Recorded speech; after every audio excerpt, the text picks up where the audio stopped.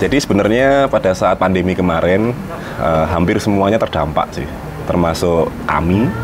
Kantor kami pun melakukan efisiensi cukup banyak, dari yang awalnya sekitar 20 teman-teman yang gabung di manajemen hingga akhirnya hanya 4 karena memang keadaannya memaksa kita harus melakukan efisiensi. Dan alhamdulillahnya pada saat pandemi itu kita diberi kesempatan untuk terlibat di pagelaran Pekan Olahraga Nasional di Papua selama 2 tahun. Selama 2 tahun di Papua itu kita juga sering ketemu sama teman-teman yang kebetulan terlibat di PON. Kita sama-sama berbicara nih. Mungkin kami cukup beruntung bisa mendapatkan pekerjaan di tengah-tengah pandemi yang sangat sulit bagi semuanya. Tapi di satu sisi, banyak teman-teman kita ini yang mungkin melihat pekerjaan pemerintah ini administrasinya mungkin ribet, terus misalkan informasinya juga kurang bisa didapatkan secara cepat, sehingga akhirnya teman-teman untuk masuk di proyek-proyek government sedikit berpikir panjang gitu. Tapi ternyata di pekerjaan government ini, dari teman-teman government pun juga sangat membuka diri dengan kreativitas yang bisa kita tawarkan kepada mereka gitu. Sehingga berkah dari pandemi kemarin itulah yang akhirnya membuat kita kayaknya seru nih kalau teman-teman pelaku event yang selama ini klien side-nya adalah perusahaan multinasional mulai sedikit melihat potensi pekerjaan yang ada di government.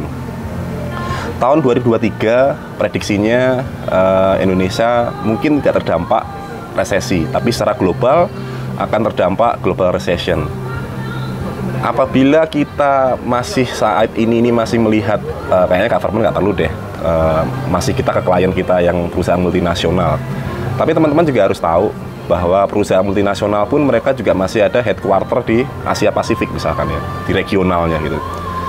Ketika global recession, kemudian dari kebijakan perusahaan multinasionalnya dari tingkat headquarter maupun regional menyampaikan treatmentnya sama dengan pandemi, akan ada sedikit pengencangan terkait anggaran promosi misalkan atau marketing ataupun event gitu. Sehingga yang kita khawatirkan adalah kemana lagi kita harus mencari pekerjaan. Apakah kita akan melakukan sebuah inisiatif event? Itu bagus, memang mostly teman-teman event management pasti akan membuat sebuah inisiatif event. Tapi ada satu ceruk yang menurut kami ini di government, mereka masih membutuhkan kita untuk menuangkan ide dan kreativitas kita.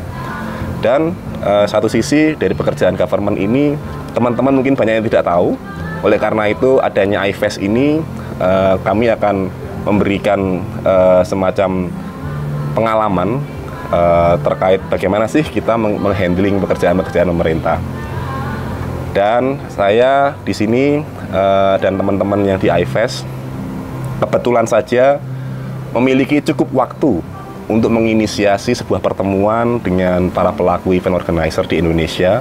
Saya yakin teman-teman pelaku event management juga punya pemikiran yang sama, ingin membuat sebuah kegiatan yang bisa mengumpulkan teman-teman, silaturahmi, kemudian bertukar pikiran, saling memberikan inspirasi. Hanya saja mungkin teman-teman cukup sibuk, apalagi ini menjelang akhir tahun, banyak pekerjaan-pekerjaan yang mungkin mulai berdatangan. Oleh karena itu, perkenankan kami, yang kebetulan kami ini punya waktu cukup untuk menginisiasi iFest. Tentunya kami sangat membutuhkan dukungan sangat banyak sekali dari para stakeholder, teman-teman di asosiasi, kita kulon nuwun, mohon dukungannya juga teman-teman komunitas dan pekerja seni. Kenapa sih akhirnya kita mewujudkan iFest ini? Tentunya yang di pertama ini tidak ideal, tapi kami akan berusaha untuk seideal mungkin. Semoga harapannya ke depannya iFest ini masih bisa kita lakukan secara berkelanjutan. Jadi setelah di pandemi kemarin di Papua, kemudian balik ke Jakarta, terus ke Solo, akhirnya saya ketemu sama Mas Anto, Mas Asi, Mas Ones, dan teman-teman asosiasi yang lain. Awalnya kita sih ingin menginisiasi kegiatan ini tuh di bulan Desember. Cuman akhirnya kita berpikir, oh iya ya, bahwa lebarannya teman-teman event ini kan Januari Februari nih. Banyak kan Januari Februari ini kan kita masih banyak pitching, sehingga kegiatan-kegiatan event ini masih tidak terlalu banyak walaupun sudah ada beberapa gitu. Makanya kita berusaha untuk membuat kegiatan iFest ini di pertengahan Februari, tanggal 16 hingga 17 Februari. Dan alhamdulillahnya kegiatan IFES ini mendapatkan dukungan dari Kementerian Parekraf. Pada saat itu dari Mas Men dan Budep, alhamdulillah memberikan apresiasi cukup positif. Siapa saja yang akan hadir, insya Allah seluruh dinas pariwisata ekonomi kreatif se-Indonesia, 514 kota kabupaten dan 30 sekian provinsi, itu akan hadir di dalam kegiatan IFES.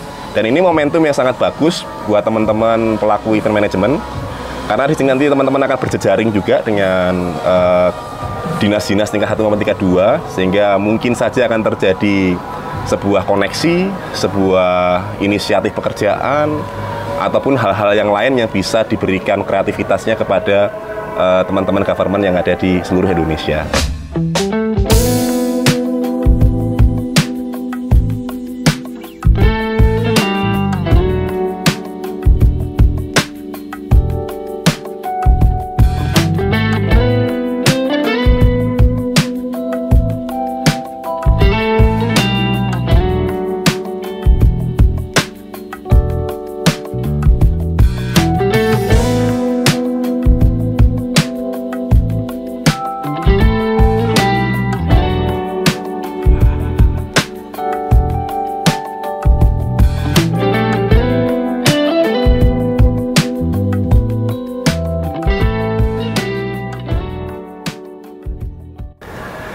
Sebelumnya terima kasih kembali teman-teman asosiasi dari APMI, Backstager, Evendo, Asperapi, API, Rental Indonesia, Event Owner, dan mungkin PHRI dan asosiasi lainnya yang tidak bisa saya sebutkan satu persatu, dan para pelaku ataupun pegiat event.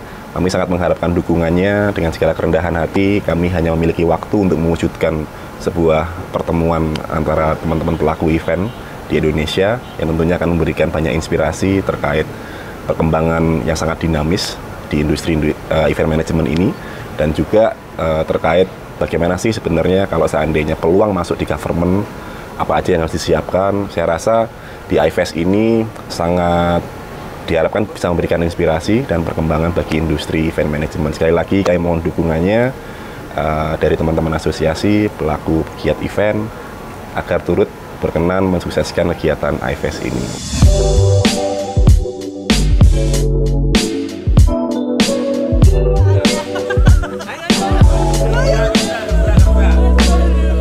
IFES 2023 yang dicetuskan oleh Mas Andro memang jadi ketemu gitu ya gagasan itu gitu, karena gue sudah beberapa tahun pernah membuat sebuah event tempat berkumpulnya orang-orang event gitu. Jadi event for event people, dimana kita bisa silaturahmi dan bisa belajar bersama gitu di satu tempat, di satu kesempatan yang sama pada saat memang kita ada waktu, karena ngumpulin orang event itu susah. Dan pada saat COVID, event sejenis nggak ada kan, karena perizinan event di mana-mana nggak boleh gitu. Akhirnya pemikiran dan keinginan untuk membuat lanjutan dari event-event seperti itu tuh masih ada, masih kuat banget lah keinginan untuk bikin lagi event besar, silaturahmi, event people. Terus mendengar kabar soal IFES 2023 yang digagas oleh Mas Andro, dan kebetulan gue juga alhamdulillah diajak menjadi bagian dari yang ikut mengembangkan IFES 2023. Wah, itu terus terang teman-teman, gue happy banget ya. Happy banget, dan karena itu sejalan, senada, seirama gitu. Jadi buat gue nggak susah untuk gue menyatakan yes, I'm in gitu. Jadi ya harapannya mudah-mudahan event ini bisa lebih besar dari event-event sebelumnya. Dan ini bisa jadi apa ya, ukuran atau barometer buat orang-orang event, penanda bahwa industri event di Indonesia itu begitu besar, begitu banyak orangnya, dan butuh perhatian khusus, sehingga kita ini bisa meningkatkan knowledge dan sharing pengalaman, sehingga ilmu kita bertambah dan meningkatkan kualitas sumber daya manusia di industri event gitu. Jadi ya kalau Indonesia ini pengen maju dari sisi sektor industri event yang memberikan dampak juga kepada industri wisata, ya kita harus terus-menerus melakukan pertemuan untuk kita sama-sama belajar dan membuat, ya katakanlah, resolusi bersama untuk kemajuan industri event di Indonesia. Itu sih menurut gue. Jadi iFest 2023 gue 100% support gitu. Mudah-mudahan teman-teman yang lain juga bisa ikut meramaikan, ikut memberikan kontribusi, ikut berkolaborasi, dan ini bisa menjadi keuntungan bersama, manfaat bersama untuk kemajuan bangsa kita. Terima kasih.